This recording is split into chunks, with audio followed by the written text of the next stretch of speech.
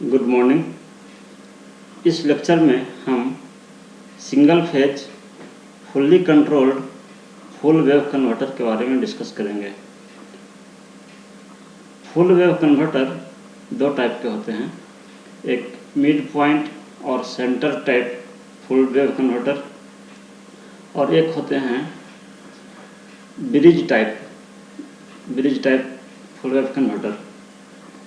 इन दोनों कन्वर्टर में बारी बारी से हम आर लोड के बारे में भी डिस्कस करेंगे और आर एल लोड के बारे में डिस्कस करेंगे, दोनों केस लेकर डिस्कस करेंगे। तो पहले हम मिड पॉइंट और centre type full wave converter discuss करते हैं और उसमें भी पहले आर लोड यानी रेजिस्टिव लोड लेकर हम डिस्कस करते हैं। तो the circuit diagram for single phase fully controlled centre type full wave converter for R load is shown in figure. ये फिगर में आपका मिड पॉइंट कन्वर्टर या centre type full wave converter दिखाया गया है। इसमें दो थारिस्टर होते हैं और ये दोनों थारिस्टर ट्रांसफार्मर की सेकेंडरी वाइंडिंग से कनेक्टेड होते हैं। ट्रांसफार्मर की सेकेंडरी वाइंडिंग दो सेक्शंस में डिवाइडेड होती है और प्रत्येक थारिस्टर प्रत्येक सेक्शन में कनेक्टेड होते हैं और मिड में या सेंटर में लोड कनेक्टेड होता है, इसलिए इसे सेंटर टाइप या मिड पॉइंट कन्वर्टर कहते हैं। चूँकि जो हमें सप्लाई ज़रूरत होती है वो उसे हम वी से सूचित करते हैं और वो VM sin ओमेगा t होता है, इसलिए। और ये चूँकि ये इसका टर्न रेशियो प्राइमरी सेकेंडरी का टर्न रेशियो 1:1 है, यानी कि जितना टर्न इस प्राइमरी में है उतना सेकेंडरी में है, इसलिए अगर हमने इस वोल्टेज को VS माना है जो कि हम थाइस्टर में इनपुट दे रहे हैं, तो ये जो हमारा ये सप्लाई वोल्टेज है वो 2VS हो जाएगा, क्योंकि इस नंबर ऑफ टर्न का आधा है ये नंबर ऑफ टर्न, तो ये VS है तो ये 2VS हो जाएगा। अब हम इसका ऑपरेशन देखते हैं कि जब हमारा ये इनपुट वोल्टेज VS, जब ये साइनसॉइडल वोल्टेज है ये, तो जिस समय अगर हम ये फर्स्ट हाफ साइकिल की बात करें, 0 to पाई की बात करें फर्स्ट हाफ साइकिल की, तो उस दौरान हमारा ये यहाँ पे ये पोलरिटी पॉजिटिव होगी और ये नेगेटिव होगी। उसी प्रकार से लोअर सेक्शन में भी ये पोलरिटी पॉजिटिव और नीचे वाली पोलरिटी नेगेटिव होगी।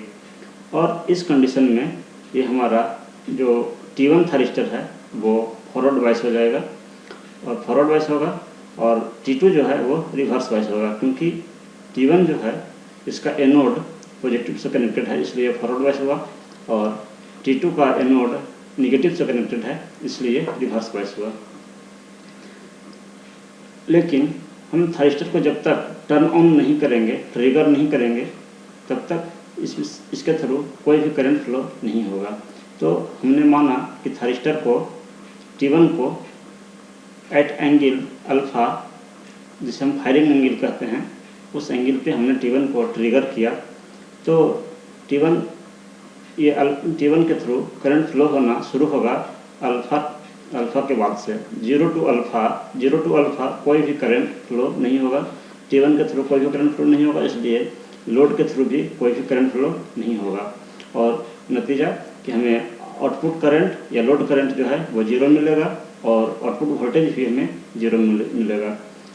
लेकिन जब थारिस्टर हम ऑन करेंगे एट एंगल अल्फ़ा, तो ये थारिस्टर हमारा शॉर्ट सर्किट की तरह बिहेव करेगा और करंट फ्लो होना शुरू होगा, और उस केस में ये हमारा लोड जो है वो सोर्स से डायरेक्टली कनेक्टेड हो जाएगा, इसलिए ये जो आउटपुट वोल्टेज जो है वो सोर्स वोल्टेज के बराबर मिलेगा। यानी अल्फ़ा टू पाई जो आउटपुट वोल्टेज है वो सोर्स वोल्टेज के बराबर मिलेगा, और जो लोड करंट है वो इस वोल्टेज को रेजिस्टेंस से भाग लगाने पर जो मिलेगा वो आपको आउटपुट करंट मिलेगा। और सेकंड हाफ साइकिल में यानी नेगेटिव साइकिल में पाई टू पाई, इस केस में हमारा T1 जो है वो रिवर्स वाइस हो जाता है, क्योंकि पोलरिटी रिवर्स चेंज हो जाएगी, और जब तक हम T2 को ऑन नहीं करेंगे, ट्रिगर नहीं करेंगे, तब तक कोई भी करंट T2 के थ्रू फ्लो नहीं होगी। तो हमने माना कि T2 को इस थायरिस्टर को at angle pi plus alpha, ये पाई है, पाई के बाद अल्फ़ा एंगल के बाद यानी पाई प्लस अल्फ़ा पे हमने T2 को ट्रिगर किया, ऑन किया। तो पाई प्लस अल्फ़ा के बाद हमें ये करंट फ्लो होना शुरू होगा इस डायरेक्शन में, और पॉजिटिव हाफ साइकिल में करंट फ्लो हो रहा था इस डायरेक्शन में।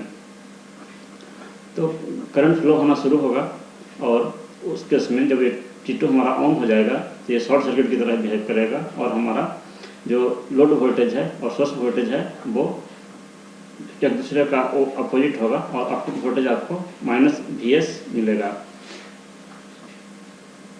जब तक T2 ऑन नहीं है तब तक कोई भी करंट लोड के थ्रू फ्लो नहीं हो रहा होगा, और उस केस में हमारा आउटपुट वोल्टेज भी 0 होगा और आउटपुट करंट भी 0 होगा। इसी चीज़ को हमने लिख दिया है, स्पेसिफाई कर दिया है आपकी सुविधा के लिए। Secondary of the transformer is divided in 2 sections, 2 section में सेकेंडरी का ट्रांसफार्मर डिवाइडेड है। 2 thyristors T1 and T2 are connected in secondary of the transformer. Secondary के ट्रांसफार्मर के सेकेंडरी में दो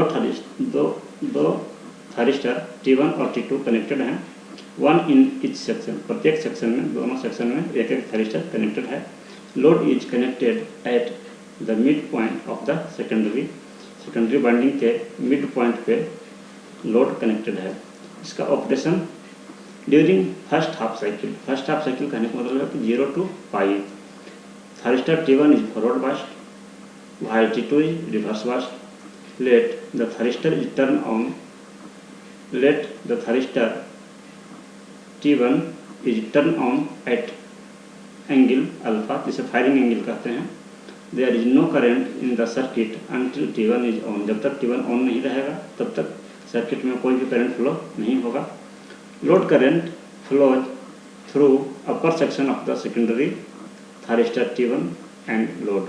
जैसा कि मैंने भी बताया कि जब T1 ऑन होगा तो जो करंट फ्लो होगा वो सेकेंडरी वाइंडिंग के अपर सेक्शन से T1 के थ्रू होते हुए लोड में करंट फ्लो होगा।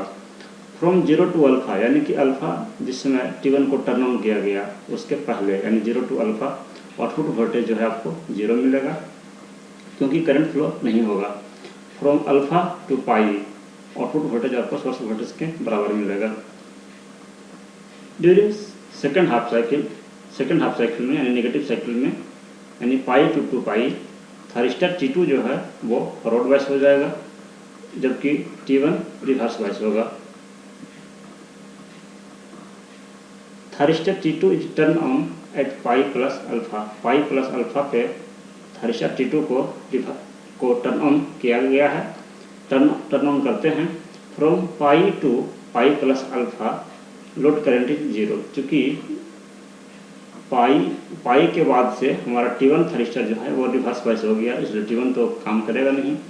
पाई से लेकर पाई प्लस अल्फ़ा तक कोई भी थायरिस्टर काम नहीं कर रहा है क्योंकि T2 को हमने ऑन नहीं किया है और T1 रिवर्स बायस है, इसलिए लोड करंट इज 0।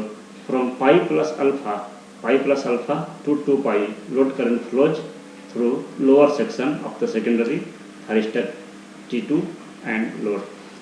यानी कि जब हमने T2 को ऑन किया पाई प्लस अल्फ़ा से लेके 2 पाई तक, T2 जो है हमारा फॉरवर्ड बायस रहेगा, तो उस केस में करंट का फ्लो होगा और वो ट्रांसफार्मर के लोअर सेक्शन, सेकेंडरी के लोअर सेक्शन से और T2 के थ्रू होते हुए लोड में करंट फ्लो होगा। From pi to pi plus alpha output voltage V0 is 0। Pi से लेकर पाई प्लस अल्फ़ा तक आपको आउटपुट वोल्टेज 0 मिलेगा क्योंकि कोई भी करंट फ्लो नहीं हो रहा है। And from pi plus alpha two 2 pi output voltage is -Vs, और पाई प्लस अल्फ़ा से 2 पाई तक आपको आउटपुट वोल्टेज -Vs मिलेगा। ये जो वेव फॉर्म है जो सॉलिड लाइन से दिखाया गया है, ये साइनसॉइडल वेव फॉर्म है, ये Vs का वेव फॉर्म है। Vs यानी कि Vs equal to Vm sin ωt, तो ये Vs है। और इसके ठीक अपोजिट जो वेव फॉर्म डॉटेड लाइन से दिखाया गया है ये -Vs का वेव फॉर्म है, यानी -Vm sin ωt। तो pi to 2 pi output voltage -Vs होता है, यानी कि आपको ये wave form pi to 2 pi output के रूप में मिलेगा।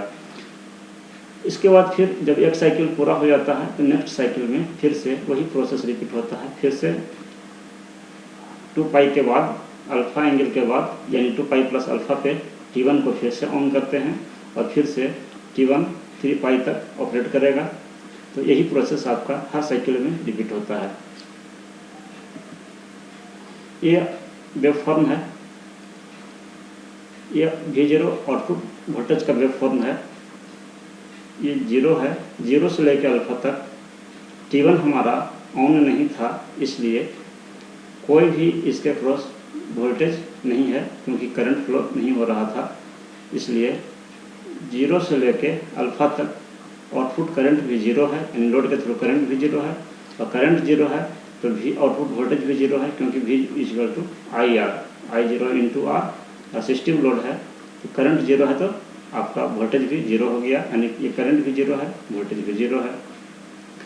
और अल्फ़ा पे हमने अल्फ़ा एंगल पे थारिस्टर T1 को ऑन किया था, तो उस केस में हमें जो सप्लाई वोल्टेज है उसके बराबर हमें लोड वोल्टेज मिला। तो जैसा सप्लाई वोल्टेज का शेप है साइनसॉइडल, वही वेव आपको अल्फ़ा टू पाई आपको आउटपुट वोल्टेज मिलेगा। पाई के बाद थारिस्टर T1 जो है वो आपका रिवर्स बायस हो जाएगा, इसलिए आपको आउटपुट वोल्टेज नहीं मिलेगा, करंट भी 0 हो जाएगा। जो करंट इस दौरान फ्लो होगा अल्फ़ा से लेके पाई तक, जो करंट फ्लो होगा वो जितना आउटपुट वोल्टेज है और उसमें रेजिस्टेंस से भाग लगाएंगे तो हमें इसका थोड़ा सा कम मैग्नीट्यूड का, क्योंकि रेजिस्टेंस से भाग लगाने पे आपको लोड करंट मिलेगा। और इसके बाद T1 रिवर्स बायस हो गया है और T2 को हमने पाई प्लस अल्फ़ा पे टर्न ऑन किया है। पाई से लेकर पाई प्लस अल्फ़ा तक कोई भी थारिस्टर टर्न ऑन नहीं है, कोई भी थारिस्टर काम नहीं कर रहा है, इसलिए पाई से पाई प्लस अल्फ़ा तक आपका आउटपुट वोल्टेज 0 है और आउटपुट करंट भी 0 है। पाई प्लस अल्फ़ा पे थारिस्टर T2 को टर्न ऑन किया गया, तो जब थारिस्टर T2 टर्न ऑन होगा तो उस केस में आपको आउटपुट वोल्टेज -Vs मिलेगा। -Vs आपको अभी पिछले स्लाइड में दिखाए थे कि ये -Vs का वेवफॉर्म Vs के वेवफॉर्म के जस्ट अपोजिट है, इसलिए ये वेवफॉर्म जो है आपको पॉजिटिव साइकिल में आएगा। और जो करंट है इस दौरान इसमें रेजिस्टेंस से भाग लगाएंगे तो हमें लोड करंट मिलेगा, और ये करंट आपका 2 पाई तक फ्लो होगा। 2 पाई के बाद थारिस्टर T2 जो है वो रिवर्स बायस हो जाएगा और उसके बाद आपको ये T2 ऑफ हो जाएगा, T2 काम नहीं करेगा। उसके बाद फिर अल्फ़ा एंगल के बाद यानी नेक्स्ट साइकिल में फिर से T1 को टर्न ऑन किया जाएगा, टर्न ऑन करेंगे और फिर से वही वेव हमें मिलेगा।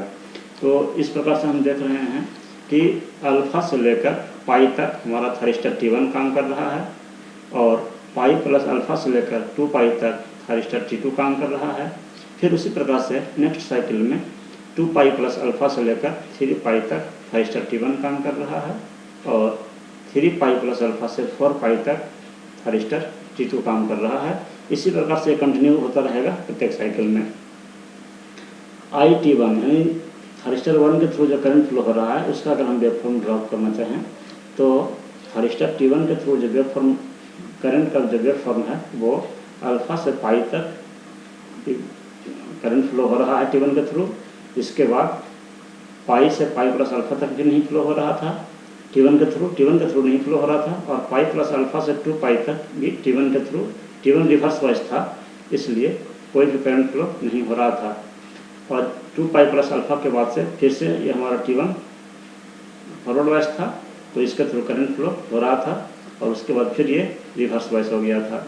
उसी प्रकार से अगर हम T2 का वेवफॉर्म, T2 के थ्रू जो करंट फ्लो हो रहा है उसका अगर वेवफॉर्म ड्रॉ करना चाहें तो 0 से लेकर पाई तक ये थारिस्टर रिवर्स बायस था, इसलिए कोई भी करंट फ्लो नहीं हो रहा था।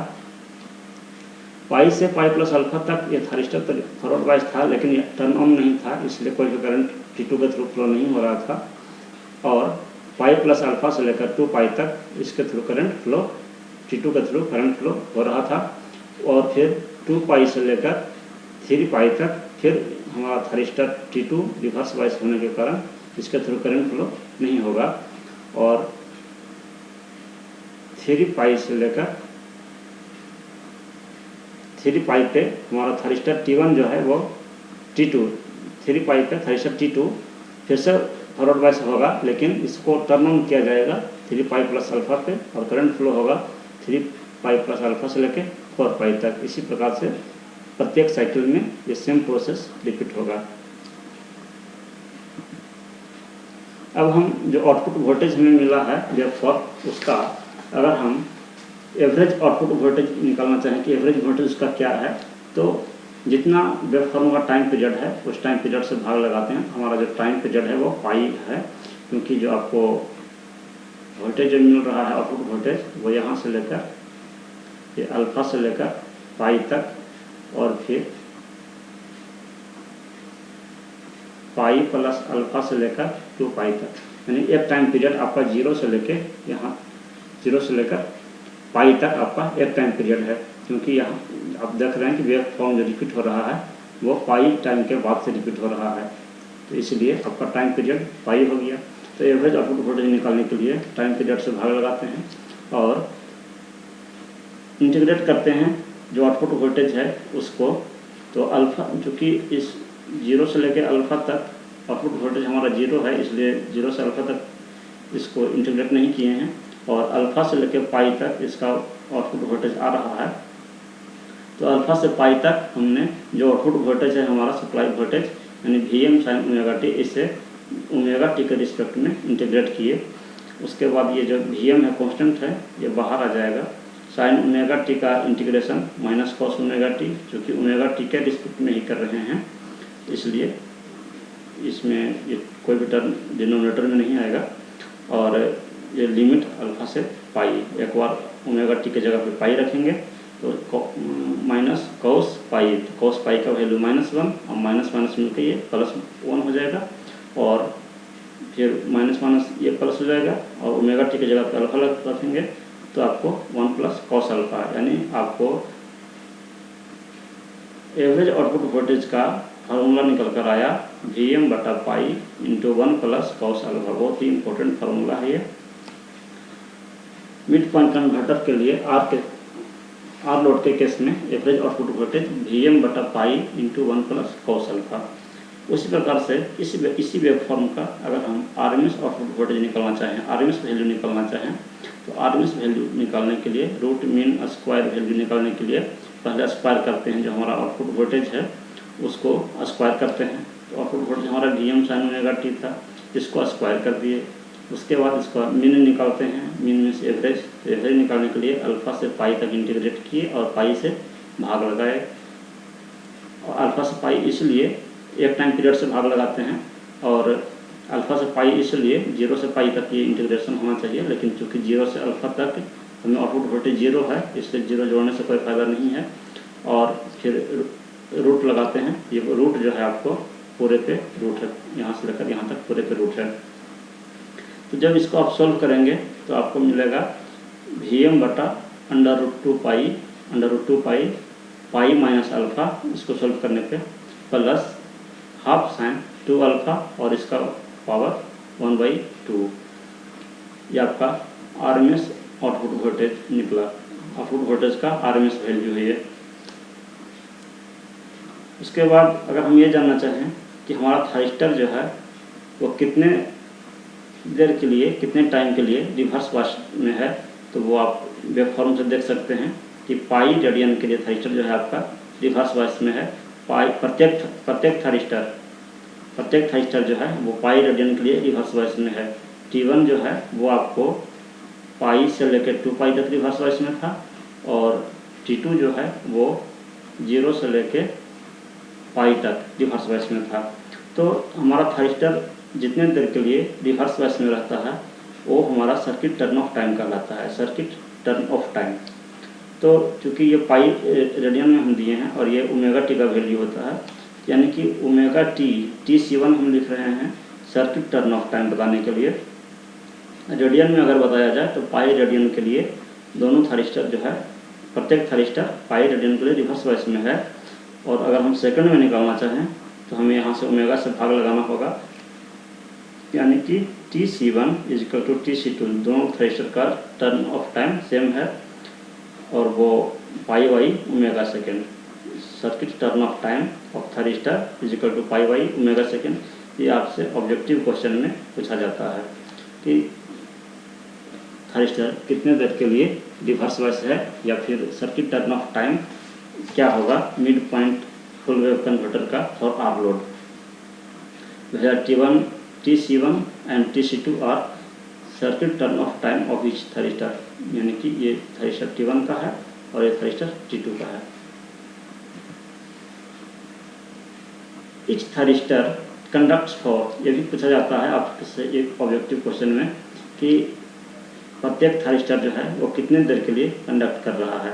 तो अगर आप वेव फॉर्म से देखें तो आपका प्रत्येक थायरिस्टर जो है वो पाई माइनस अल्फा रेडियन के लिए काम कर रहा है।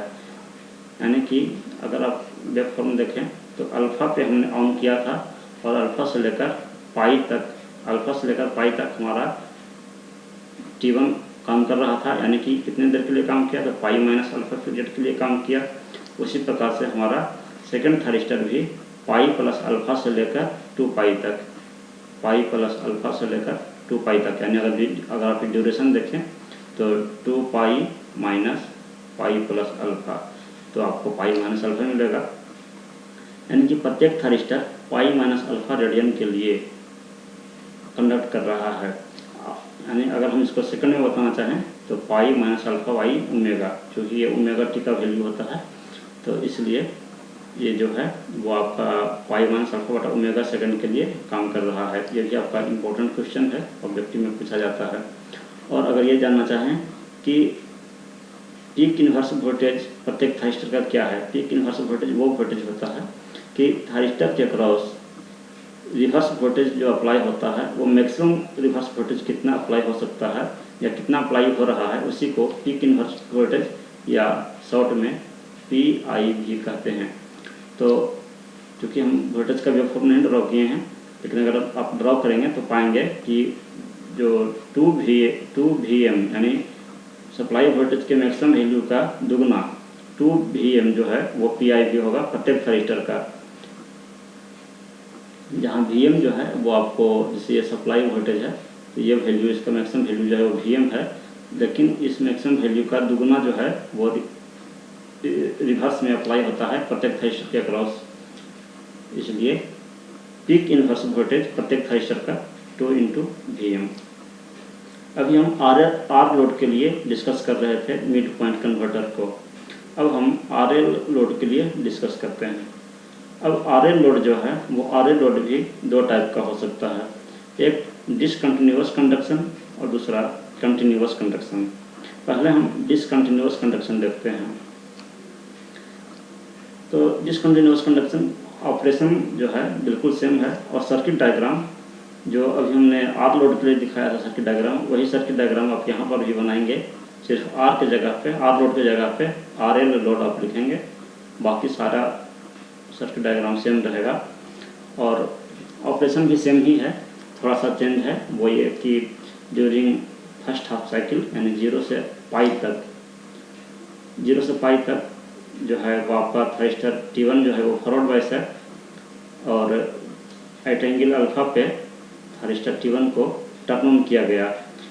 From alpha to pi load current flow through the upper section of the secondary winding T1 and load. जैसा कि आर लोड के केस में हमने देखा कि अल्फा से पाई तक लोड करंट हमारा फ्लो हो रहा था सेकेंडरी के अपर सेक्शन से थायरिस्टर T1 से, और लोड के थ्रू फ्लो हो रहा था। उसी प्रकार से इसमें भी फ्लो होगा, लेकिन चूँकि लोड जो है हमारा उसमें इंडक्टेंस है, इंडक्टिव लोड है, RL लोड है, इसलिए इंडक्टर जो है वो एनर्जी स्टोर करता है। जब भी इंडक्टर के थ्रू करंट फ्लो होगा तो वो एनर्जी स्टोर करेगा।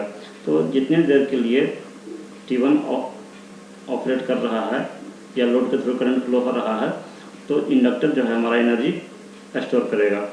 उसके बाद जब हमारा T1 ऑपरेट करना बंद करेगा तो ये जो इंडक्टर है वो जो एनर्जी स्टोर किया था वो रिलीज करता है।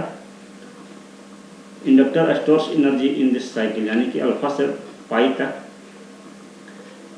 तक इंडक्टर जो है वो एनर्जी स्टोर करता है।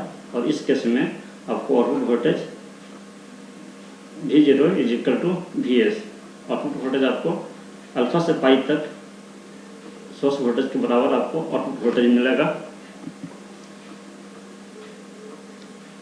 इन सेकेंड हाफ साइकिल यानी नेगेटिव साइकिल में inductor releases its energy and load current continue to flow until entire energy is dissipated. कहने का मतलब ये है कि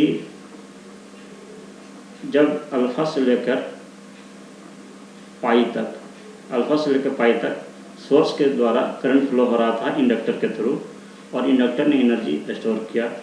T1 के बाद, ये पाई के बाद हमारा थर्स्टर T1 जो है वो रिवर्स बायस होना चाहता है, लेकिन इंडक्टर की प्रॉपर्टीज है कि इंडक्टर के थ्रू इंस्टेंटली करंट चेंज नहीं हो सकता है, वो करंट चेंज का विरोध करता है।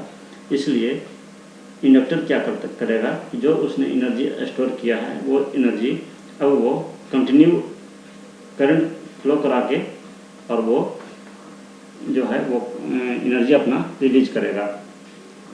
इंडक्टर अपना एनर्जी रिलीज करेगा और उसी थर्स्टर के थ्रू यानी T1 के थ्रू ही एनर्जी वो रिलीज करेगा। जितना एनर्जी उसने स्टोर किया था वो एनर्जी रिलीज करेगा और धीरे धीरे करंट का वैल्यू घटेगा और आउटपुट वोल्टेज जो है आपको सप्लाई वोल्टेज के बराबर ही रहेगा।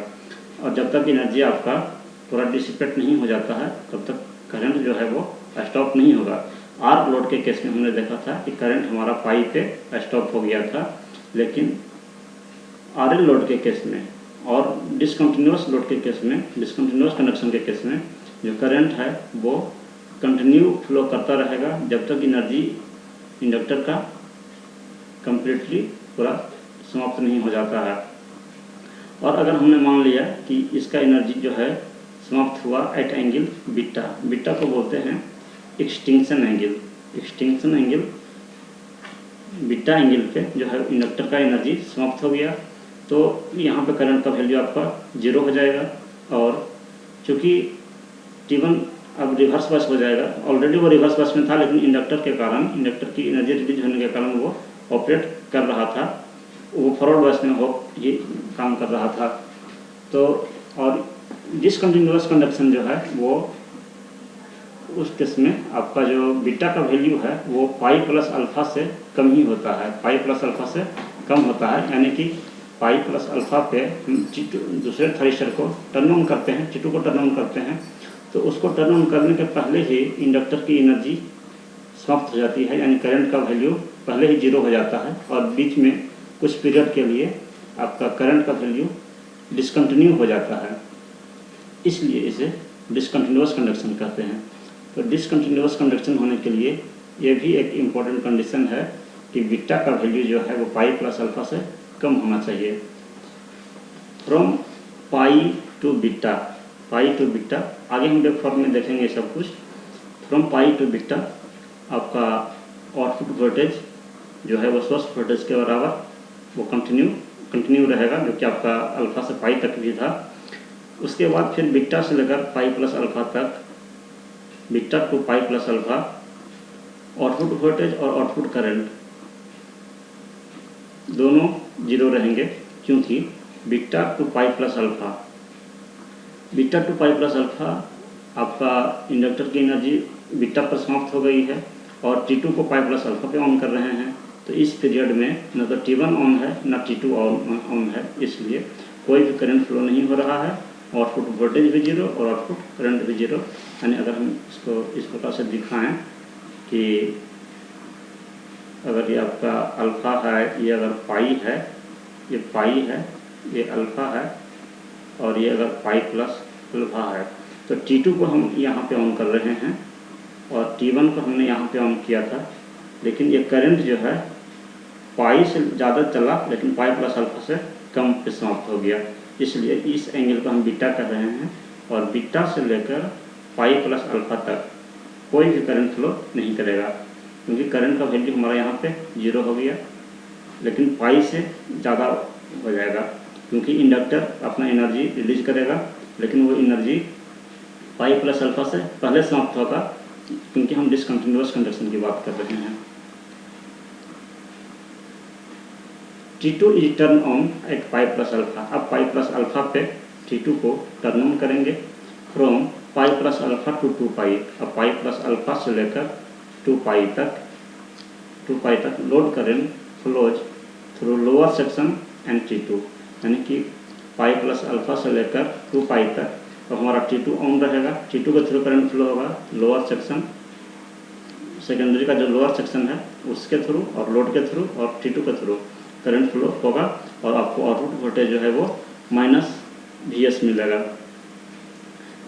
मिलेगा, यानी कि आपको output voltage positive half cycle में ही मिलेगा।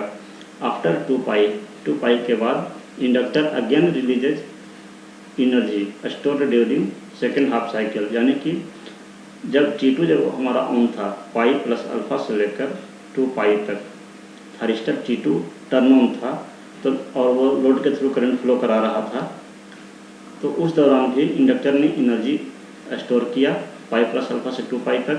और जब 2 पाई पर जब thyristor T2 reverse bias supply voltage के कारण रिवर्स वाइस जब हो गया तो इंडक्टर जो है अपना एनर्जी रिलीज करता है और वो थारिस्टर फिर से फॉरवर्ड वाइस रहता है जब तक इंडक्टर अपना करंट फ्लो कराता है, यानी कि पाई प्लस अल्फा से लेकर 2 पाई तक जो है वो सप्लाई वोल्टेज के कारण करंट फ्लो हो रहा था, लेकिन 2 पाई से लेकर और सम एंगल थोड़ा सा ज़्यादा एंगल तक जो करंट है वो एनर्जी ये इंडक्टर के कारण एनर्जी रिलीज होगा और करंट फ्लो होगा, यानी कि पाई प्लस अल्फा से लेकर और यहाँ ये जो था फर्स्ट हाफ साइकिल में वो बीटा पर आपका समाप्त हुआ था करंट, इसको हम पाई प्लस बीटा एंगल ये होगा, पाई प्लस बीटा एंगल पे ये करंट आपका एंड करेगा। लेकिन नेक्स्ट थारिस्टर जब टर्न होगा नेक्स्ट साइकिल में 2 पाई प्लस अल्फा उससे पहले ही ये समाप्त होगा, इसलिए करंट जो है वो डिसकंटिन्यू हो जाएगा। वेव फॉर्म में हम नेक्स्ट स्लाइड में देखेंगे। Hence load current continues after 2 पाई के बाद भी लोड करंट जो है वो कंटिन्यू होता रहता है पाई प्लस बीटा तक in next cycle, from pi plus beta two 2 pi plus alpha. Pi plus beta से लेकर 2 पाई प्लस अल्फा तक लोड करंट और आउटपुट वोल्टेज दोनों जीरो, क्योंकि पाई प्लस बीटा से लेकर 2 पाई प्लस अल्फा तक दोनों थारिस्टर आपका ऑफ है, इसलिए कोई भी करंट फ्लो नहीं हो रहा है, इसलिए लोड वोल्टेज भी जीरो और आउटपुट वोल्टेज और आउटपुट करंट भी जीरो। और यही आपका थारिस्टर T1 जो है उसके बाद पुनः नेक्स्ट साइकिल में 2 पाई प्लस अल्फा पे टर्न ऑन किया जाता है, 2 पाई प्लस अल्फा पे टर्न ऑन करेंगे नेक्स्ट साइकिल में और फिर से वही प्रोसेस आपका रिपीट होगा। वेव फॉर्म देखिए,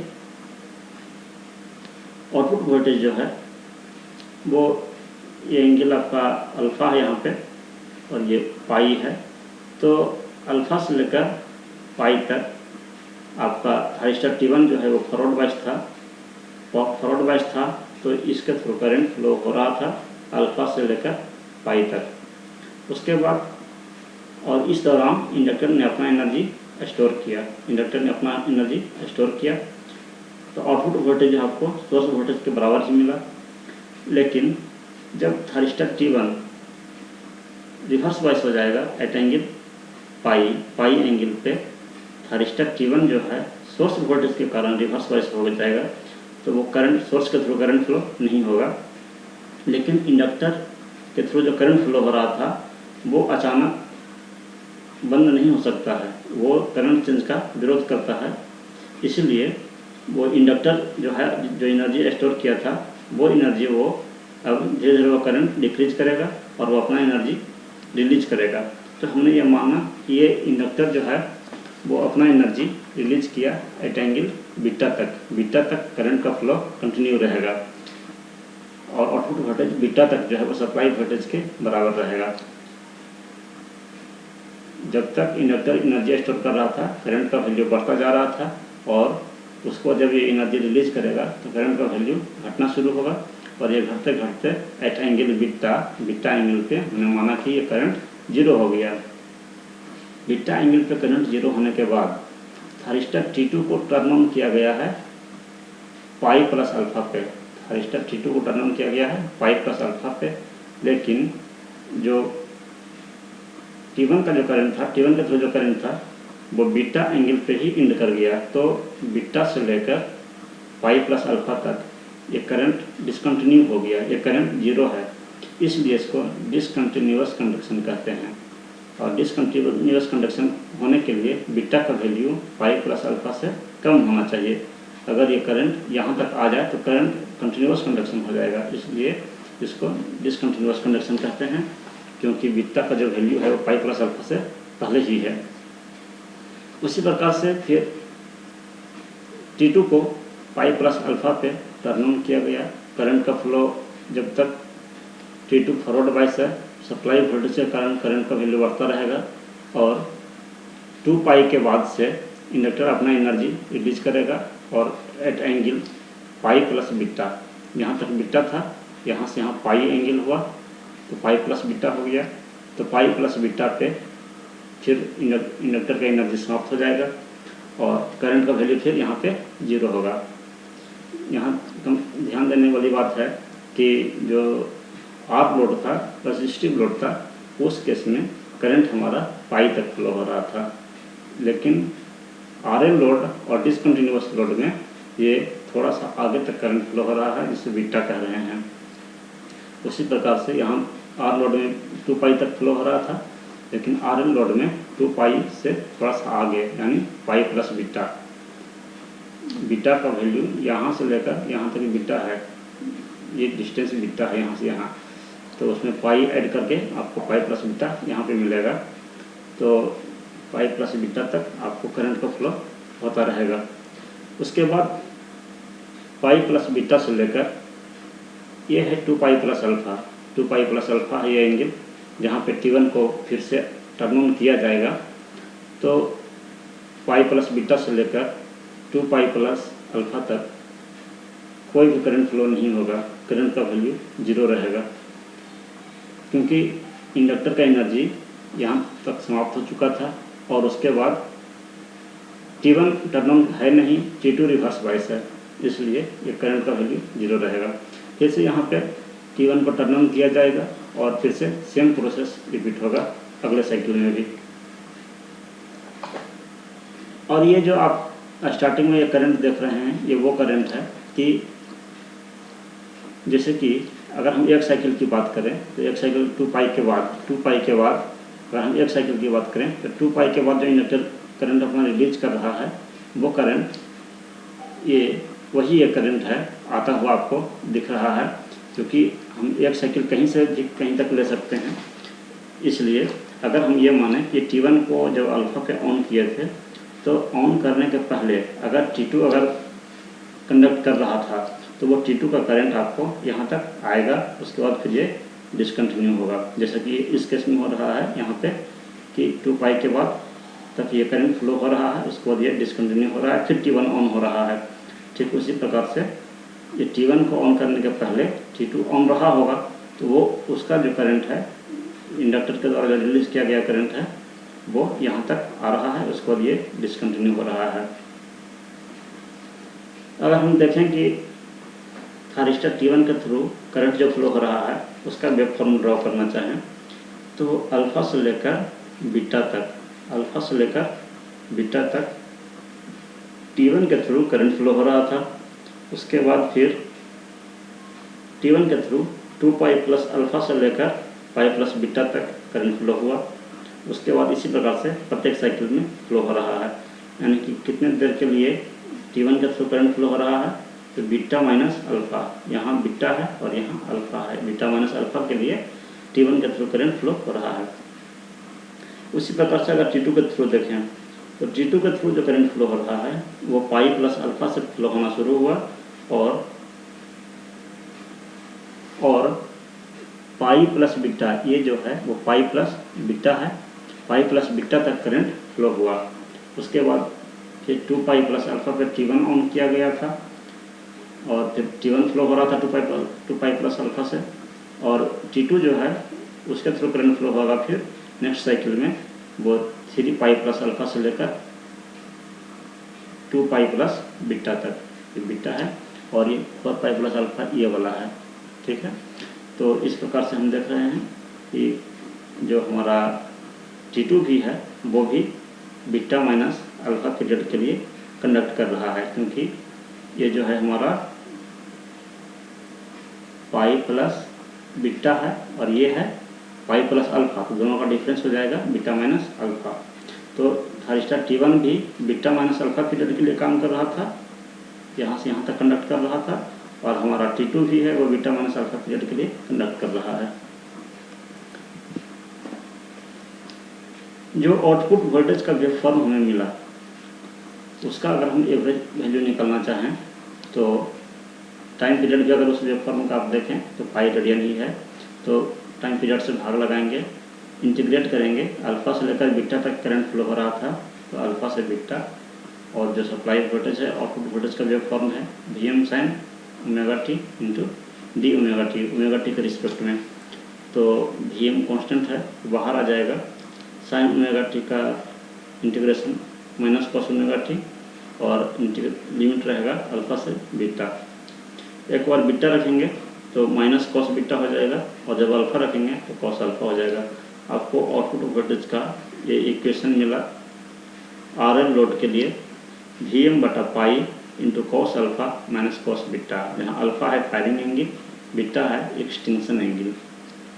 ये बहुत ही इम्पोर्टेंट कंडीशन है डिसकंटिन्यूअस कंडक्शन के लिए, आपसे ऑब्जेक्टिव में पूछा जाता है कॉम्पिटिटिव एग्जाम में भी कि डिसकंटिन्यूअस कंडक्शन के लिए बीटा का वैल्यू जो है एक्सटिंक्शन एंगल वो होना चाहिए पाई प्लस अल्फा के इक्वल होना चाहिए, ग्रेटर देन होना चाहिए या लेस देन होना चाहिए, ये पूछा जाता है डिसकंटिन्यूअस कंडक्शन के लिए। इसको आप याद रखेंगे, आउटपुट वोल्टेज का एक्सप्रेशन भी याद रखेंगे। अब अगर हम जो आपको आउटपुट वोल्टेज मिला था उसका अगर हम RMS वैल्यू निकालना चाहें तो जैसा कि RMS वैल्यू निकालते हैं तो पहले जो वेव फॉर्म है उसका स्क्वायर करते हैं, स्क्वायर कर दिए, मीन उसका लेते हैं, मीन मीन्स एवरेज, तो अल्फा से पाई और पाई से 1/पाई से भाग लगा दिए, ये टाइम पीरियड से भाग लगाया जाता है, 1/पाई से भाग लगा दिए, उसके बाद रूट लगा दिए, रूट पूरे पे है। जब आप इसको सॉल्व करेंगे तो आपको आएगा Vm बटा √2 pi under √2 pi beta minus alpha, beta extinction angle जहाँ तक करंट कंडक्ट कर रहा था, ये अल्फा है जहाँ से करंट शुरू हुआ था, plus half into sine 2 alpha minus sine 2 beta, और ऊपर में 1/2, ये अंडर रूट है, 1/2 का मतलब अंडर रूट। इसमें भी अगर हम देखें कि थारिस्टर हमारा कितने देर के लिए रिवर्स वाइस है, तो अगर आप थारिस्टर के ऊपर जो वोल्टेज है उसका वेव फॉर्म ड्रॉ करेंगे तो आप पाएंगे कि 2 पाई माइनस बीटा के लिए हमारा जो प्रत्येक थारिस्टर है वो रिवर्स वाइस है, क्योंकि बीटा तक तो थारिस्टर काम कर ही रहा था। T1 जो है हमारा T1 वो बीटा तक काम कर रहा था, बीटा से लेके 2 पाई तक ये रिवर्स वाइस में था, यानी कि थारिस्टर T1 जो है वो रिवर्स वाइस में होगा कितने देर के लिए, 2 पाई माइनस बीटा के लिए।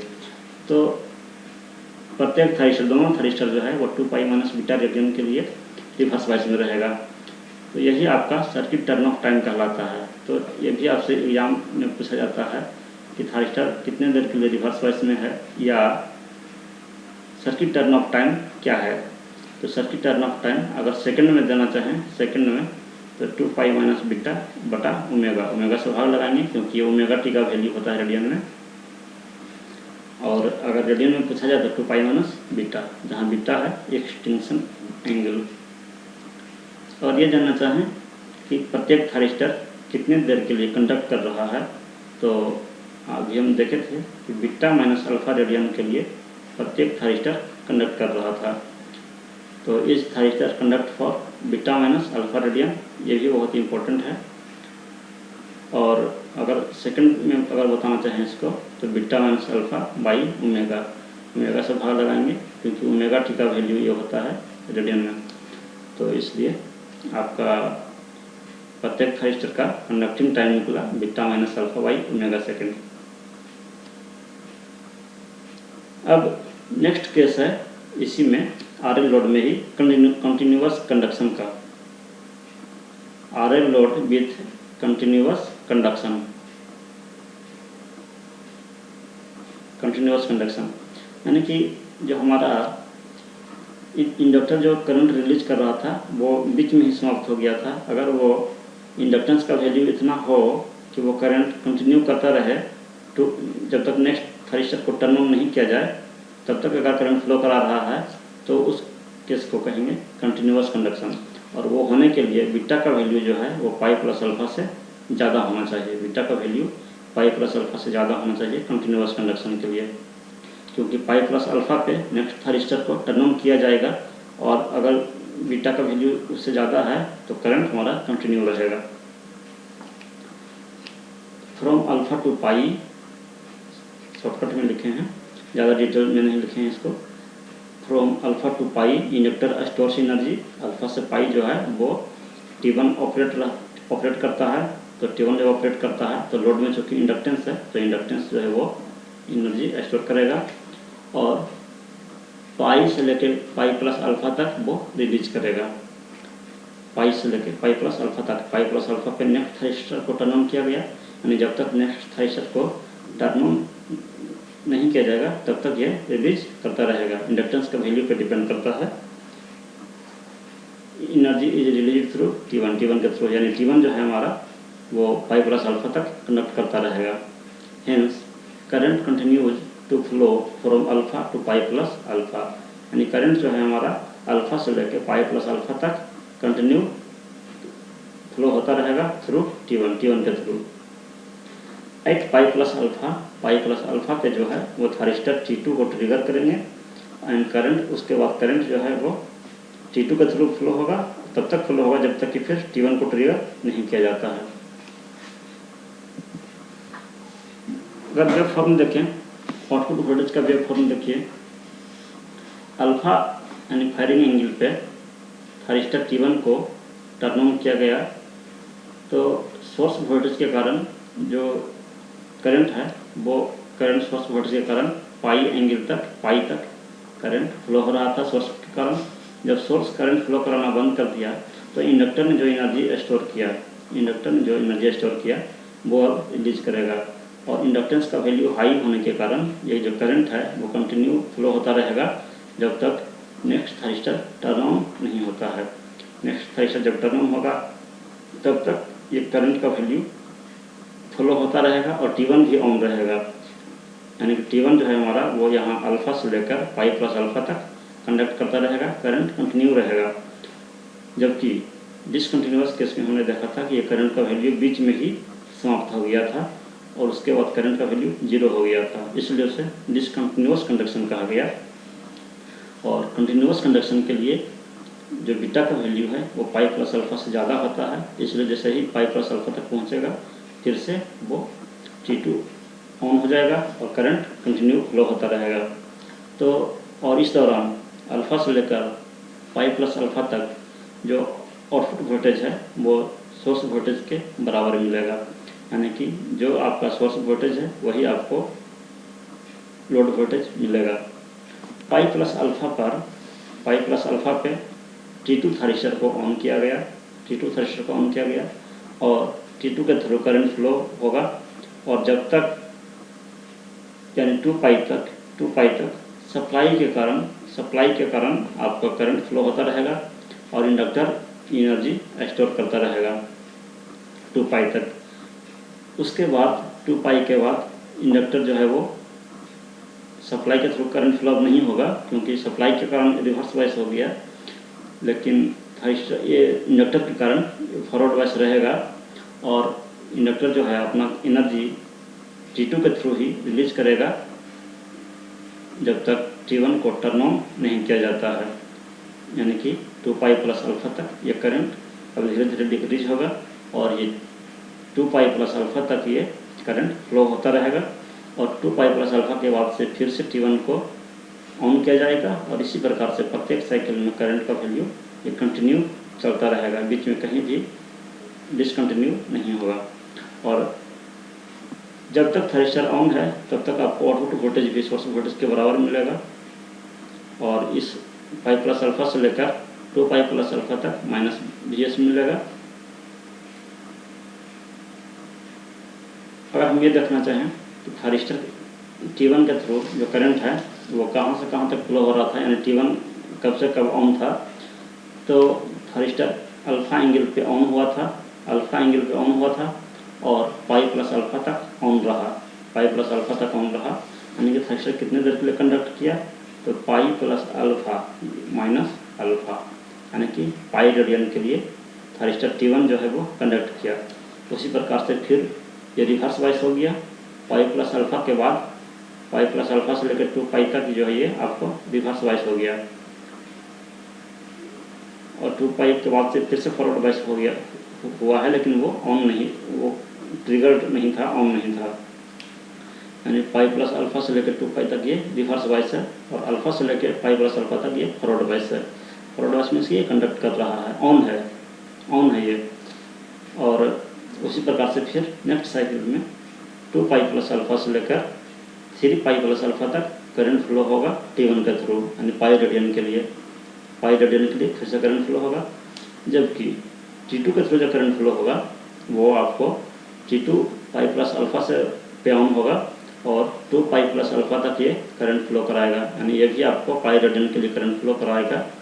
उसके बाद फिर 2 पाई प्लस अल्फ़ा से लेकर 3 पाई तक ये आपको रिवर्स वाइस हो जाएगा, और फिर से ये ऑन होगा आपको 3 पाई प्लस अल्फ़ा से लेकर 4 पाई प्लस अल्फ़ा तक पाई रेडियन के लिए फिर से ये कंडक्ट करेगा, यानी पाई रेडियन के लिए प्रत्येक थारिस्टर कंडक्ट कर रहा है।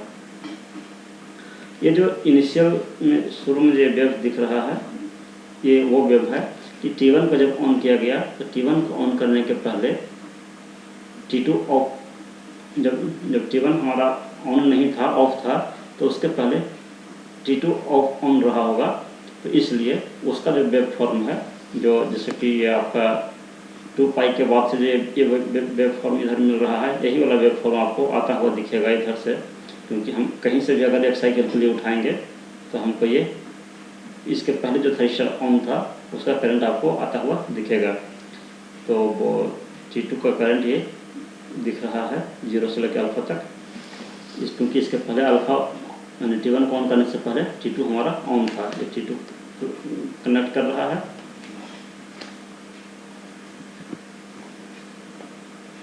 एवरेज आउटपुट वोल्टेज अगर हम निकालना चाहें, आउटपुट जो वेव फॉर्म आया है उसका, तो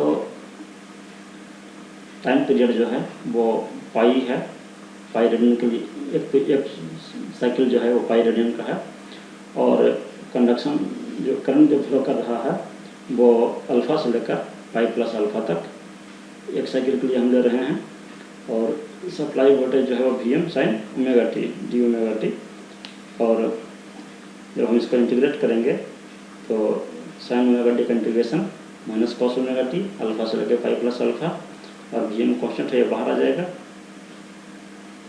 तो आपको आउटपुट वोल्टेज मिलेगा 2Vm बटा पाई कॉस अल्फ़ा, बहुत ही इंपॉर्टेंट फार्मूला है ये, 2Vm बटा pi cos alpha. Continuous conduction के केस में जो एवरेज आउटपुट वोल्टेज होगा वो 2Vm बटा पाई इंटू कॉस अल्फ़ा।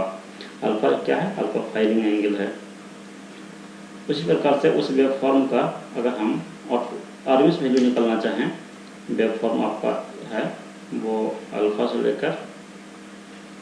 लेकर पाई प्लस अल्फ़ा तक है, फिर पाई प्लस अल्फ़ा से लेकर 2 पाई प्लस अल्फ़ा तक है।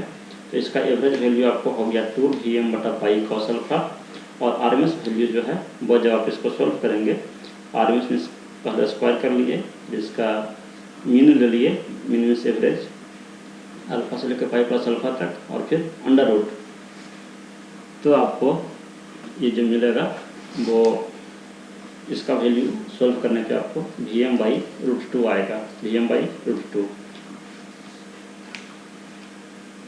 Each thyristor remains reverse biased for pi minus alpha radian.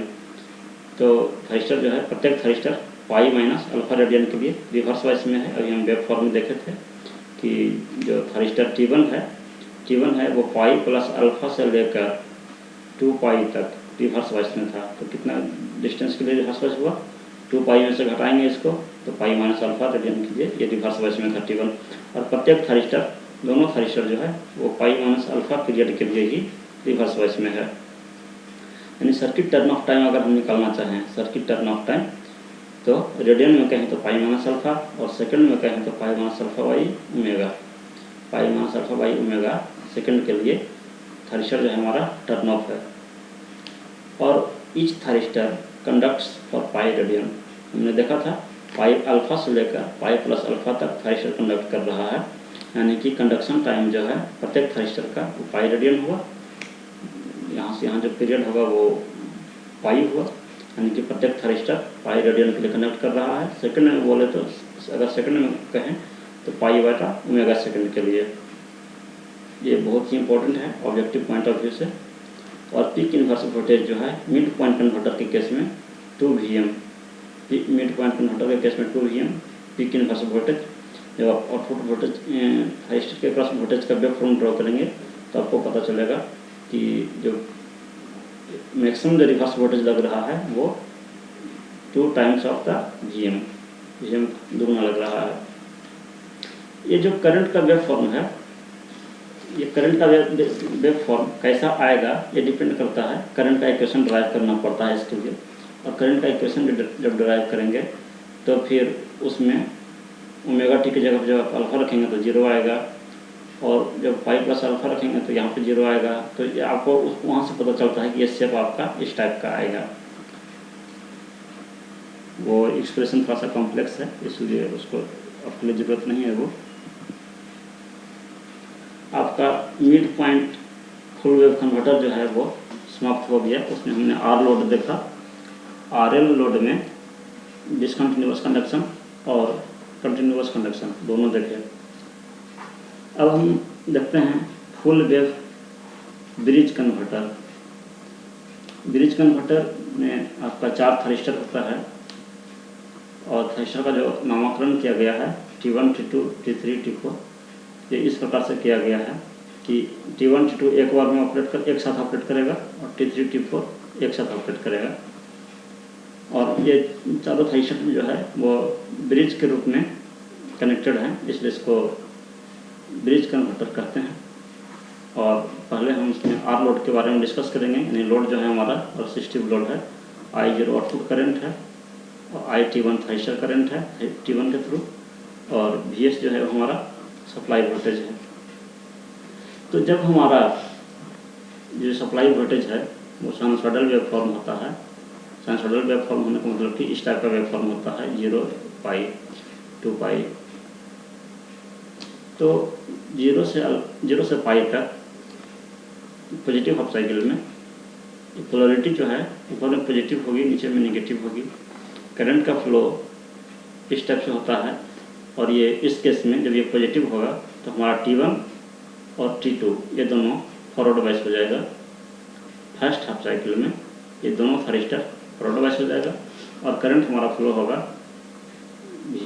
Vs से होता हुआ T1 के थ्रू होता हुआ, ये लोड के थ्रू होता हुआ यहाँ आने के बाद फिर से ये T2 में होकर और ये फिर वापस यहाँ जाएगा। तो ये आपका जब थायरिस्टर आपका पॉजिटिव हाफ साइकिल में T1 और T2 काम करेंगे, और करंट फ्लो होगा T1 से होता हुआ लोड में, और फिर T2 से होता हुआ ये आपको सोर्स में चला जाएगा। जब निगेटिव हाफ साइकिल, और इस दौरान जब पॉजिटिव हाफ साइकिल में जो है आपका आउटपुट वोल्टेज जो है वो सोर्स से डायरेक्टली कनेक्टेड हो जाएगा, इसलिए V0 और Vs बराबर होगा, यानी सप्लाई वोल्टेज आउटपुट वोल्टेज जो है वो सप्लाई वोल्टेज के बराबर आएगा। वही निगेटिव साइकिल में ये पोलरिटी निगेटिव हो जाएगी, ये पॉजिटिव हो जाएगा। उस केस में आपका T1 और T2 रिवर्स बाइस हो जाएगा, और T3, T4 ये फॉरवर्ड बाइस हो जाएंगे। तो फॉरवर्ड बाइस हो जाएंगे, करंट का फ्लो आपको हो जाएगा यहाँ से, करंट का फ्लो T3 के थ्रू होता हुआ, लोड के थ्रू होता हुआ यहाँ से, और फिर T4 के थ्रू होता हुआ, और आपको यहाँ पे सोर्स के थ्रू यहाँ पे मिलेगा। यानी इस प्रकार से आपका करंट का डायरेक्शन होगा ये नेगेटिव हाफ साइकिल में, यानी सेकंड हाफ साइकिल में। और इस दौरान जो आपको आउटपुट वोल्टेज मिलेगा वो -Vs मिलेगा, यानी कि Vs हम कह रहे हैं इस वेव फॉर्म को, तो -Vs कह रहे हैं इस वेव फॉर्म को, यानी आपको ये वाला वेव फॉर्म मिलेगा। इसका ऑपरेशन देखते हैं। ड्यूरिंग पॉजिटिव हाफ साइकिल यानी 0 से लेकर पाई तक थायरिस्टर T1 और T2 फॉरवर्ड बायस है, while T3 and T4 are reverse bias. T3 T4 reverse bias है। Let thyristor T1 and T2 are turned on at angle T alpha. Alpha angle पे, जिसको भी फायरिंग एंगल कह रहे हैं, T1 और T2 दोनों को टर्न ऑन किया गया है। From alpha 0 to alpha output voltage V0 load current I0 दोनों 0 होगा, क्योंकि अल्फा से पहले तक हमारा T1 ऑन नहीं था, इसलिए हमारा जो उसमें T1 भी ऑफ था और T2 भी ऑफ था, कोई भी करंट फ्लो नहीं होगा और आउटपुट वोल्टेज भी 0 होगा। फ्रॉम अल्फा टू पाई जो है आपको आउटपुट वोल्टेज Vs मिलेगा, और जो करंट है वो Vs आउटपुट वोल्टेज को रेजिस्टेंस से भाग लगाएंगे तो आपको आउटपुट करंट मिलेगा। ड्यूरिंग नेगेटिव हाफ साइकिल यानी पाई से 2 पाई तक थायरिस्टर T1 और T2 ये रिवर्स बायस हो जाएंगे, जबकि T3 और T4 फॉरवर्ड बायस हो जाएगा। थायरिस्टर T3 और T4 को at angle pi plus alpha पे टर्न ऑन किया गया, तो इसलिए टर्न ऑन करने के पहले यानी पाई से लेकर पाई प्लस अल्फा तक लोड करंट और आउटपुट वोल्टेज दोनों 0 होगा, क्योंकि T1 रिवर्स बायस में था और T2 ऑन नहीं था, इसलिए लोड करंट और आउटपुट वोल्टेज दोनों 0 होगा। From pi plus alpha to 2 pi output voltage आपको -Vs मिलेगा एंड आउटपुट करंट जो है -Vs/R मिलेगा। इसके बाद 2 पाई के बाद नेक्स्ट साइकिल में फिर से T1 T2 को ऑन किया जाएगा at angle 2 pi plus alpha पे, और फिर वही प्रोसेस आपको रिपीट होगा। आउटपुट वोल्टेज का वेव फॉर्म देखिए, अल्फा पे थायरिस्टर T1 और T2 को ऑन किया गया, अल्फा से लेकर पाई तक आपको आउटपुट वोल्टेज सोर्स वोल्टेज के बराबर मिलेगा। करंट जो है वो आउटपुट वोल्टेज को रेजिस्टेंस से भाग देने पे जो वेव फॉर्म मिलेगा वो आउटपुट करंट का वेव फॉर्म मिलेगा। T1 T2 इस दौरान ऑन है। पाई पीरियड के बाद आपका T1 T2 रिवर्स बायस हो जाएगा, और T3 T4 जो है वो पाई प्लस अल्फा पे टर्न ऑन किया गया है, इसलिए पाई से पाई प्लस अल्फा तक आपको कोई भी आउटपुट वोल्टेज या आउटपुट करंट नहीं मिलेगा, और पाई प्लस अल्फा पे थायरिस्टर T3 T4 को ऑन किया गया तो आपको आउटपुट वोल्टेज -Vs मिलेगा। -Vs आपका Vs के अपोजिट वेव फॉर्म है, और उस दौरान करंट आपको मिलेगा, आउटपुट वोल्टेज में रेजिस्टेंस से भाग लगाएंगे तो आपको आउटपुट करंट का वेव फॉर्म मिलेगा। उसी प्रकार से फिर अगला नेक्स्ट साइकिल में फिर से 2 पाई प्लस अल्फा पे T1 T2 को ऑन किया जाएगा, और फिर उसके बाद फिर 3 पाई प्लस अल्फा पे थायरिस्टर T3 और T4 को टर्न ऑन किया जाएगा। अगर हम देखें कि T1 T2 के थ्रू करंट कब से कहाँ से कहाँ तक फ्लो हो रहा है, तो आपको करंट जो है T1 T2 के थ्रू अल्फा से लेकर पाई तक फ्लो हो रहा है, यानी T1 T2 आपको ऑन है अल्फा से पाई तक, यहाँ से यहाँ तक, यानी पाई माइनस अल्फा टाइम के लिए। उसके बाद फिर से ये टर्न ऑन होगा 2 पाई प्लस अल्फा से लेकर 3 पाई तक, यानी कि इतने पीरियड के लिए आपको T1 T2 फिर से टर्न ऑन होगा। ठीक उसी प्रकार से बीच के पीरियड में पाई से लेकर 2 पाई तक ये दोनों रिवर्स बायस रहेंगे,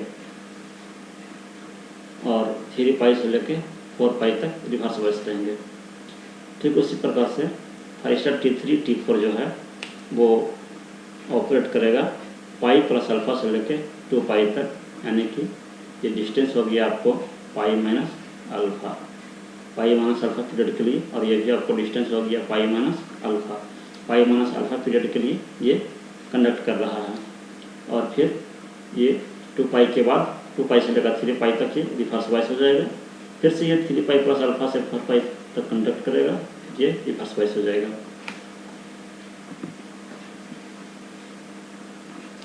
तो एवरेज आउटपुट वोल्टेज अगर हम जो आउटपुट वोल्टेज का वेव फॉर्म हमें मिला, आउटपुट वोल्टेज का जो वेव फॉर्म है अल्फा से लेकर पाई तक और फिर पाई प्लस अल्फा से लेकर 2 पाई तक, इस प्रकार से ये वेव फॉर्म है। तो इसका अगर हम एवरेज वैल्यू निकालना चाहें तो एक साइकिल हमारा पाई रेडियन का है, पाई रेडियन के बाद हमारा साइकिल 2 फोर में रिपीट हो रहा है। तो टाइम पीरियड से भाग लगाएंगे, 1/पाई से इंटीग्रेट करेंगे अल्फा से लेकर पाई तक, क्योंकि वेव फॉर्म जो आउटपुट वेव फॉर्म जो आ रहा है अल्फा से लेकर पाई तक आ रहा है। और आपको जो ये वेव फॉर्म का जो Vm sin ओमेगा टी ये वेव फॉर्म का इक्वेशन है। तो जब आप इसको इंटीग्रेट करेंगे तो साइन ओमेगा टी का इंटीग्रेशन हो जाएगा माइनस कॉस ओमेगा टी और लिमिट अल्फा से पाई, और इसको जब पाई का वैल्यू रखेंगे तो कॉस पाई -1 और माइनस मिलकर प्लस, और जब अल्फा का वैल्यू रखेंगे तो कॉस अल्फा और माइनस प्लस हो जाएगा। यानी आउटपुट वोल्टेज का इक्वेशन आपको मिला Vm/पाई इंटू 1 प्लस कॉस अल्फा, जो कि बिल्कुल सेम है मिड पॉइंट कन्वर्टर में जो आया था और जो इसमें आया है ब्रिज कन्वर्टर में, दोनों में सेम है। उसी प्रकार से आरएमएस वोल्टेज का आरएमएस वैल्यू अगर निकालेंगे तो जो आउटपुट वेव फॉर्म है उसका स्क्वायर करेंगे, मीन लेंगे उसका और फिर उसको अंडर रूट करेंगे, और इसका जब सोल्व करेंगे तो आपको आएगा Vm/√2 pi, pi minus alpha plus half sine 2 alpha और ऊपर में पावर 1/2, जो कि सेम है मिड पॉइंट कन्वर्टर के केस में भी आरएमएस आउटपुट वोल्टेज यही था। अगर हम ये देखें कि थरिस्टर रिमेन्स रिवर्स बायस्ड, कितने देर के लिए रिवर्स बायस है? पाई रेडियन के लिए। अभी हमने देखा था कि थरिस्टर जो है वो थरिस्टर T1 की अगर हम बात करें तो पाई से लेके 2 पाई तक ये रिवर्स बायस था, यानी कि पाई रेडियन के लिए ये रिवर्स बायस रहा, यानी कि circuit turn off time pi radian हुआ। और अगर हम सेकंड में इसका टाइम निकालना चाहें तो ओमेगा से भाग लगाना होगा और पाई/ओमेगा सेकेंड। तो प्रत्येक थरिस्टर कितने देर के लिए कंडक्ट कर रहा है? तो अल्फा से लेकर पाई तक कंडक्ट कर रहा है, यानी पाई माइनस अल्फा रेडियन के लिए कंडक्ट कर रहा है। और अगर सेकंड में इसका वैल्यू निकालना चाहें तो पाई minus alpha by omega second, ठीक है। और सारा डाटा जो है, सारा इक्वेशन फार्मूला जो है वो मिड पॉइंट कन्वर्टर और फुल वेव ब्रिज कन्वर्टर दोनों में सेम ही है। सिर्फ एक चीज़ का अंतर है कि पी आई भी मिड पॉइंट के केस में 2 Vm था, यहाँ पे आपको सिर्फ Vm मिलेगा।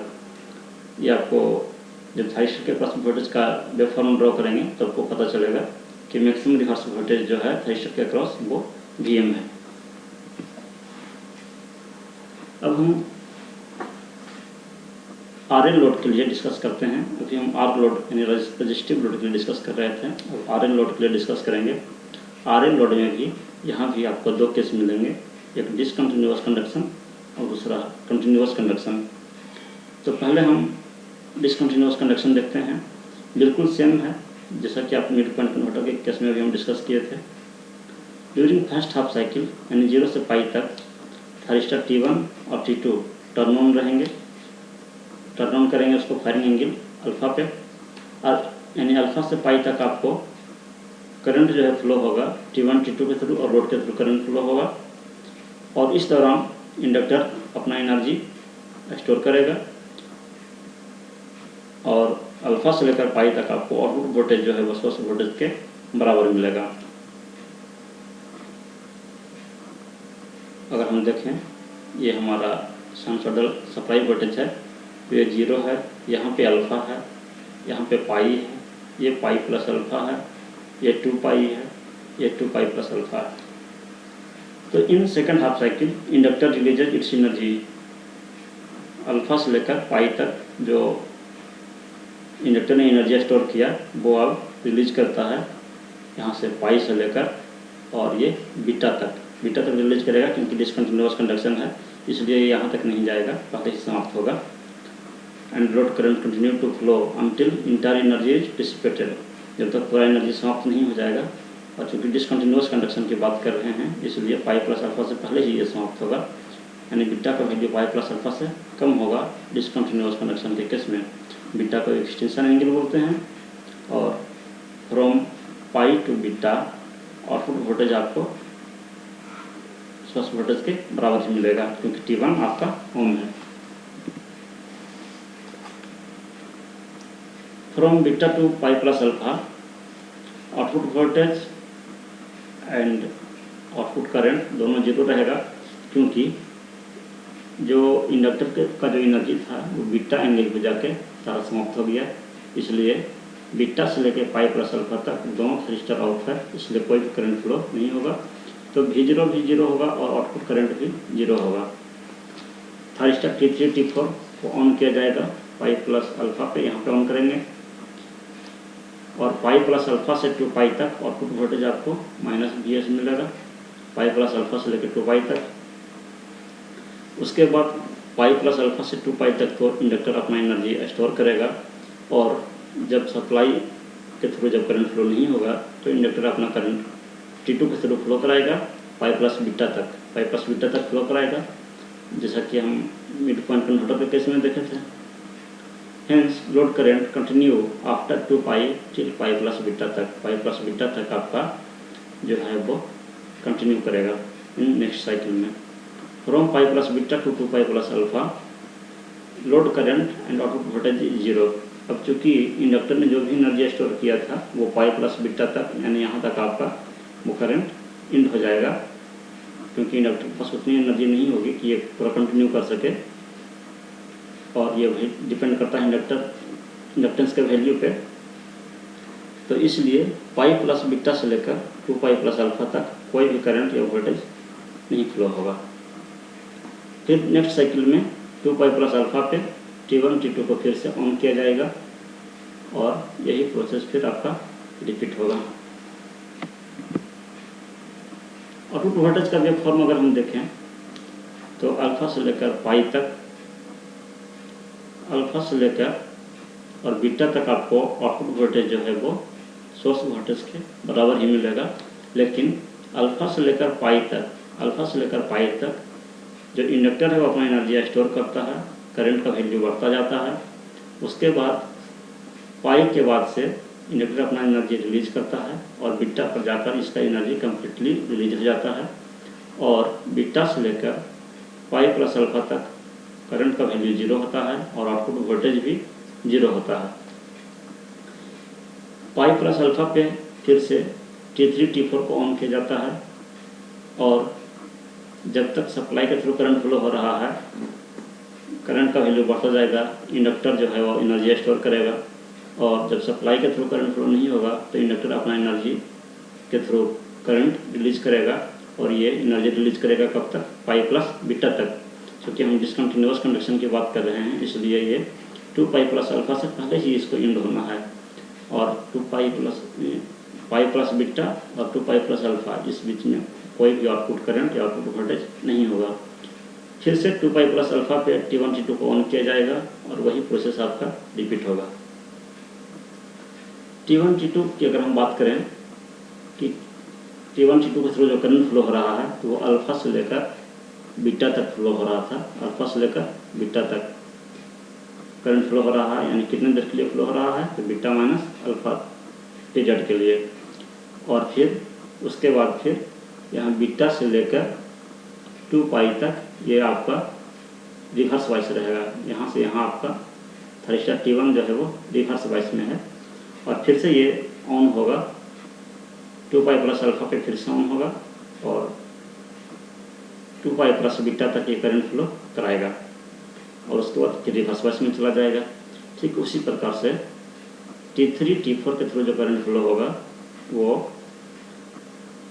पाई प्लस अल्फा पे करंट फ्लो होना शुरू होगा और ये पाई प्लस बीटा तक करंट फ्लो कराएगा और यानी कि कहने का मतलब ये हुआ कि बीटा माइनस अल्फा पीरियड के लिए हमारा T3 T4 थ्रिस्टर कंडक्ट करेगा। उसके बाद फिर ये थ्रिस्टर आपका रिवर्स वाइस में हो जाएगा और 3 पाई तक ये रिवर्स वाइस में रहेगा। उसके बाद तो 3 पाई के बाद ये फॉरवर्ड वाइस में रहेगा लेकिन करंट कंडक्ट नहीं करेगा। सिर्फ हाँ, तो इस प्रकार से हम देखें कि, और ये यहाँ पे जो आप वेव फॉर्म देख रहे हैं शुरू में, ये वो वेव फॉर्म है कि T1 T2 के ऑन होने के पहले हम ये एज्यूम करके चल रहे हैं कि उसके पहले T3 T4 जो है वो ऑन रहा होगा, तो उसका जो करंट है इंडक्टर के द्वारा जो रिलीज किया गया करंट है वो आपको दिखेगा यहाँ तक। उसके बाद फिर डिसकंटिन्यू होगा और फिर आपका T1 T2 ऑन होगा। जो आउटपुट वोल्टेज वेव फॉर्म आपका आया, यानी कि अल्फा से लेकर बीटा तक, अल्फा से लेकर बीटा तक आपको आउटपुट करंट का वेव फॉर्म आया था। आउटपुट वोल्टेज भी अल्फा से बीटा तक आ रहा था। तो अगर हम इसका एवरेज वैल्यू निकालना चाहें तो अल्फा से बीटा इंटीग्रेट करेंगे, जो आपका इक्वेशन है वेव फॉर्म का Vm sin ओमेगा t, और ये एक टाइम पीरियड के लिए, एक टाइम पीरियड आपका पाई का है, पाई रेडियन के बाद आपका ये वेव फॉर्म रिपीट हो रहा है। तो Vm आपका कांस्टेंट है, बाहर आ जाएगा, इंटीग्रेशन लेंगे minus cos omega t alpha से बीटा, और जब आप इसको सॉल्व करेंगे बीटा और अल्फा का वैल्यू रखेंगे तो आपको आएगा Vm बटा pi cos alpha minus cos beta, जो कि बिल्कुल सेम है जो मिड पॉइंट कन्वर्टर के केस में था। आरएमएस आउटपुट वोल्टेज अगर हम निकालना चाहें तो पहले हम जो हमारा आउटपुट वोल्टेज है उसका स्क्वायर करेंगे, उसका मीन लेंगे, मीन मीन्स एवरेज, अल्फा से लेकर पाई, अल्फा से लेकर बीटा तक, और एक टाइम पीरियड से भाग लगाएंगे और फिर अंडर रूट करेंगे तो हमें आरएमएस आउटपुट वोल्टेज मिलेगा। जब आप इसको सोल्व करेंगे तो Vm बटा under root 2 pi beta minus alpha plus half sine 2 alpha minus sine 2 beta का पावर 1/2, ये आपको आरएमएस आउटपुट वोल्टेज का एक्सप्रेशन मिलेगा।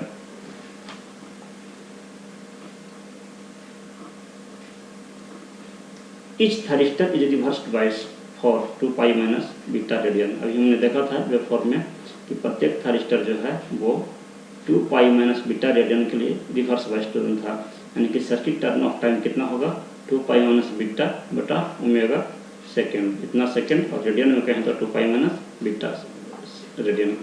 जितने देर के लिए थायरिस्टर रिवर्स बाइस में रहता है वही उसका टर्न ऑफ टाइम कहलाता है। और प्रत्येक थायरिस्टर कितने देर के लिए कंडक्ट कर रहा है बीटा माइनस अल्फा रेडियन के लिए, यानी सेकंड में अगर हम कहें तो beta minus alpha by omega second. अब हम डिस्कस करते हैं RL load with continuous conduction, अभी हम डिसकंटिन्यूअस कंडक्शन की बात कर रहे थे, और कंटिन्यूअस कंडक्शन होने के लिए बीटा का वैल्यू पाई प्लस अल्फा से ज़्यादा होना चाहिए, ये आपका होना जरूरी है। तो from alpha to pi inductor energy store करता है, और फिर पाई से लेकर पाई प्लस अल्फा तक एनर्जी जो है वो T1 T2 के थ्रू रिलीज करेगा। Hence current continue to flow from alpha to pi plus alpha, इसलिए जो करंट है वो अल्फा से लेकर पाई प्लस अल्फा तक कंटिन्यू फ्लो होता रहेगा। जैसे कि यानी कि हम अगर कहें कि अल्फा पे हमने थायरिस्टर T1 T2 को ऑन किया, पाई तक जो है वो करंट फ्लो होने के कारण, ये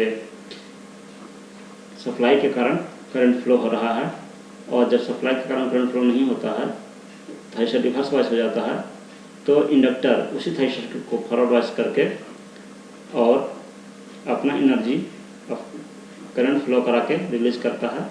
और ये चूँकि कंटिन्यूअस कंडक्शन है इसलिए ये तब तक करंट फ्लो कराएगा पाई प्लस अल्फा तक, और पाई प्लस अल्फा पर फिर अगला थायरिस्टर हमारा टर्न ऑन होगा, और पाई प्लस अल्फा से लेके ये 2 पाई प्लस अल्फा तक नेक्स्ट थायरिस्टर के थ्रू करंट फ्लो होगा, जिसमें 2 पाई तक करंट सप्लाई के करंट फ्लो होगा। उसके बाद इंडक्टर अपना करंट रिलीज करेगा, एनर्जी रिलीज करेगा। तो hence current continues to flow from alpha to pi plus alpha through T1 T2 at pi plus alpha thyristor T3 T4 को ऑन किया जाता है, and current continue to flow through T3 T4, and जब तक कि T1 T2 को फिर से ट्रिगर नहीं किया जाए। वोल्टेज का वेव फॉर्म अगर आप देखें तो अल्फा से लेके पाई प्लस अल्फा तक आउटपुट वोल्टेज आपका सप्लाई वोल्टेज के बराबर ही मिलेगा। और फिर इस दौरान आपका T1 T2 आपका ऑन है और अल्फा से लेकर पाई तक कंडक्टर ये आपका इंडक्टर आपका एनर्जी स्टोर करता है, करंट को वैल्यू बढ़ता जाता है। उसके बाद इंडक्टर अपना एनर्जी रिलीज करता है और तब तक रिलीज करेगा जब तक नेक्स्ट थ्रिस्टर जब तक टर्न ऑन नहीं हो जाता है। क्योंकि ये कंटिन्यूअस कंडक्शन है इसलिए करंट कंटिन्यू फ्लो होता रहता है। और पाई प्लस अल्फा पे फिर से T3 T4 ऑन होता है और ये तब तक ये 2 पाई तक ये एनर्जी स्टोर करता है। उसके बाद फिर ये एनर्जी रिलीज करेगा 2 पाई प्लस अल्फा तक। 2 पाई प्लस अल्फा के बाद फिर से T1 T2 आपको टर्न ऑन होगा और ये सेम प्रोसेस आपका रिपीट होगा प्रत्येक साइकिल में। यानी कि T1 T2 के थ्रू जो करंट है वो कितने देर के लिए फ्लो हो रहा है, तो अल्फा से लेके पाई प्लस अल्फा तक, अल्फा से लेके पाई प्लस अल्फा तक आपका T1 T2 जो है वो कंडक्ट कर रहा है, यानी कि पाई रेडियन के लिए। अगर ये डिफरेंस देखें तो पाई का है। उसी प्रकार से पाई प्लस अल्फा से लेके 2 पाई तक ये आपका रिवर्स वाइस है। 2 पाई पे ये फॉरवर्ड वाइस हो जाएगा लेकिन ये टर्न ऑन नहीं किया जाता है, इसलिए ये रिवर्स वाइस है पाई प्लस अल्फा से लेके 2 पाई तक। यानी कि इसको कह सकते हैं हम कि पाई माइनस अल्फा रेडियन के लिए ये रिवर्स वाइस है। ठीक उसी प्रकार से थर्स्टर हमारा T3 T4 जो है वो पाई प्लस अल्फा पर कंडक्ट करना शुरू करेगा, 2 पाई प्लस अल्फा तक कंडक्ट करेगा, यानी कि पाई रेडियन के लिए कंडक्ट कर रहा है यहाँ से यहाँ तक। 2 पाई प्लस अल्फा से लेके 3 पाई तक ये रिवर्स वाइस रहेगा, पाई माइनस अल्फा के लिए ये रिवर्स वाइस रहेगा। और फिर से 3 पाई प्लस अल्फा से 4 पाई प्लस अल्फा तक फिर से ये करंट कंडक्ट करेगा। और ये जो इनिशियली जो ये वेव फॉर्म देख रहे हैं ये T1 T2 को ऑन करने के पहले ऐसा एज्यूम किया गया है कि T3 T4 जो है वो कंडक्ट कर रहा था, इसलिए उसका वाला वेव फॉर्म ये आपको आता हुआ दिखेगा। एवरेज आउटपुट वोल्टेज अगर हम निकालना चाहें तो आपका जो आउटपुट वोल्टेज का वेव फॉर्म है Vm sin omega t alpha से लेकर पाई प्लस अल्फा तक कंडक्ट कर रहा था। आउटपुट वोल्टेज जो आपको मिल रहा था वो आपको अल्फा से लेके पाई प्लस अल्फा तक मिल रहा था।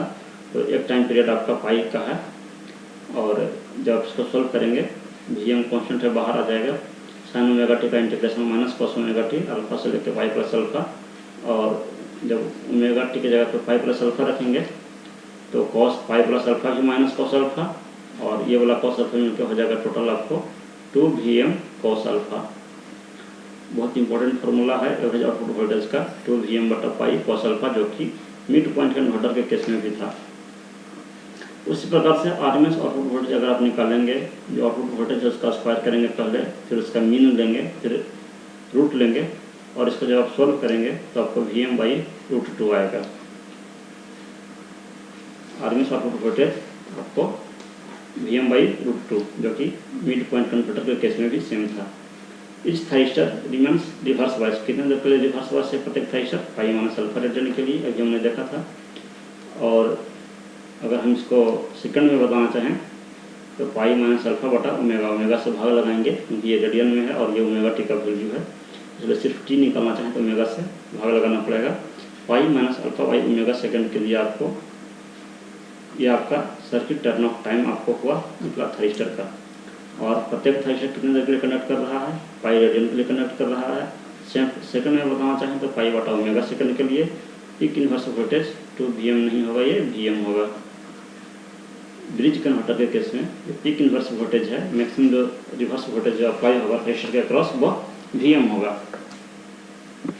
तो अभी तक जितने फार्मूला हमने देखे उसको अगर हम एक उसमें से कुछ सिमिलरिटी अगर हम देखना चाहें तो आप पाएंगे क्या कि जब भी वेव फॉर्म डिसकंटिन्यू हुआ है, जब भी वेव फॉर्म डिसकंटिन्यू हुआ है कहीं से भी मैंने बीच में अगर करंट ब्रेक हुआ है, जैसे कि आपका हाफ वेव रेक्टिफायर में हाफ वेव कंट्रोल रेक्टिफायर हो या फिर आर लोड के लिए हो या फिर RL load with discontinuous conduction हो, इस केस में आप देखेंगे कि आपका एवरेज आउटपुट वोल्टेज जो है वो प्रोपोर्शनल है 1 प्लस कॉस अल्फा के, उसमें 1 प्लस कॉस अल्फा के वो प्रोपोर्शनल मिलेगा। और जो कंटिन्यूअस कंडक्शन है RL लोड का कंटिन्यूअस कंडक्शन, तो उसमें आपको जो है आउटपुट वोल्टेज, यानी जब आपको कंटिन्यूअस कंडक्शन है उस केस में आउटपुट वोल्टेज आपको कॉस अल्फा के प्रोपोर्शनल है। और RMS वैल्यू जो निकालना है आपको, वो आपको प्रत्येक किसी भी फॉर्मूला में आप देखें तो 1/√2 इंटू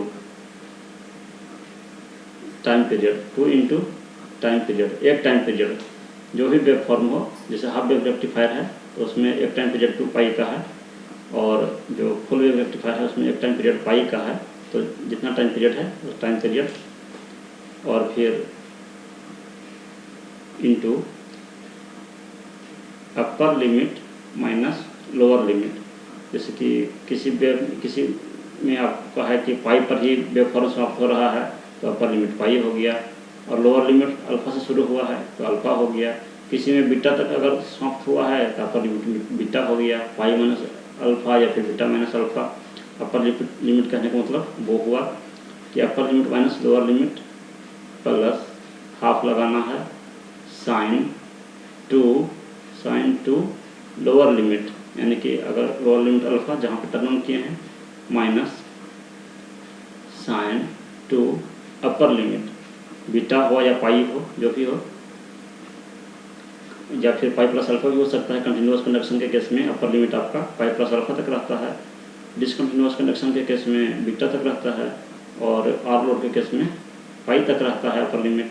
तो उस प्रकार से upper limit minus lower limit plus half into sine 2 into lower limit minus sine upper limit, और फिर पूरे का पावर हाफ। ये आपका फॉर्मूला है प्रत्येक में। आप ये आपको हर चाहे हाफ वेव कंट्रोल रेक्टिफायर हो या फिर फुल वेव का हो, सभी में एक काम आएगा।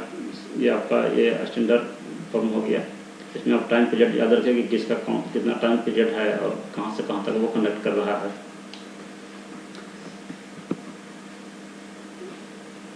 Thank you.